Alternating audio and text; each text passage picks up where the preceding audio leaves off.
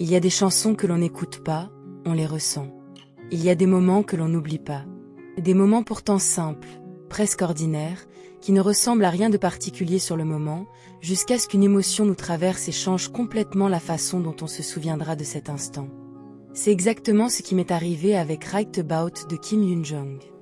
Tout a commencé avec un colis.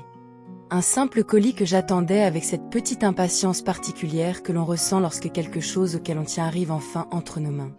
À l'intérieur se trouvait l'album de Kim Yoon-jong. Le découvrir, le tenir entre mes mains, l'ouvrir, c'était déjà un petit moment à part. Puis j'ai lancé Right About.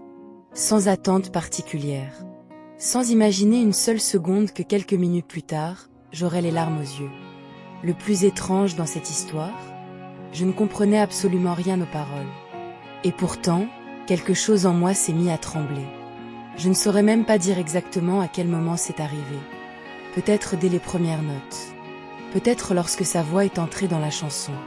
Ou peut-être que tout était déjà là, quelque part en moi, et que cette chanson n'a fait que trouver la porte pour y entrer. J'ai continué à écouter. Et progressivement, j'ai senti cette émotion monter. Cette boule dans la gorge. Cette sensation étrange dans la poitrine. Et puis les larmes. Elles sont venues sans prévenir. Je n'étais pas triste au sens où on l'entend habituellement. Je n'avais pas de raison précise de pleurer. Il n'y avait pas de souvenir particulier auquel je pensais consciemment. C'était autre chose. Une émotion beaucoup plus profonde.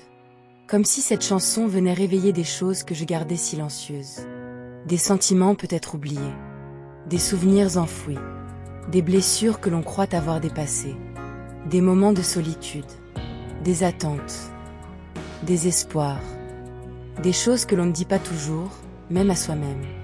Et soudain, tout semblait remonter à la surface. C'est là que j'ai compris quelque chose.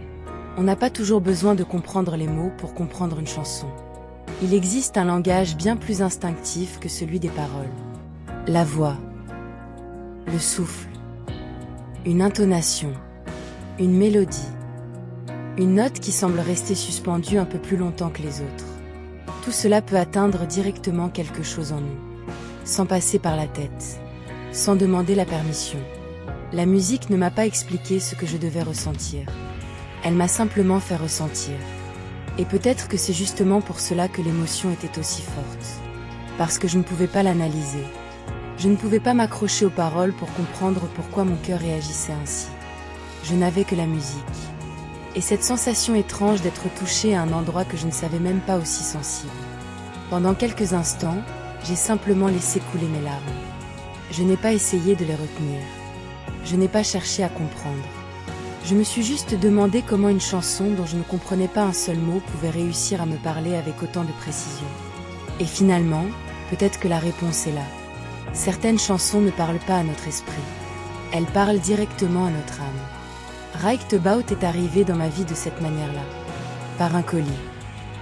Par un album. Par une simple pression sur « lecture ». Et elle a laissé derrière elle quelque chose que je n'attendais pas.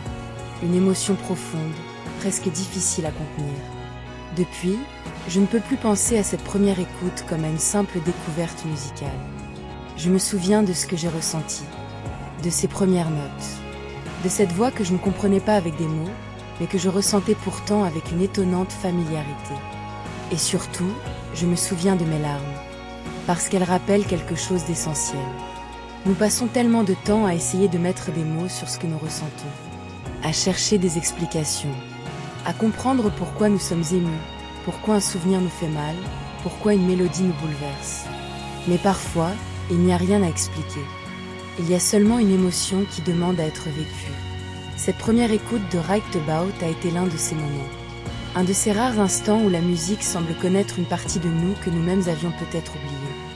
Je ne comprenais pas les paroles, mais quelque chose en moi les entendait.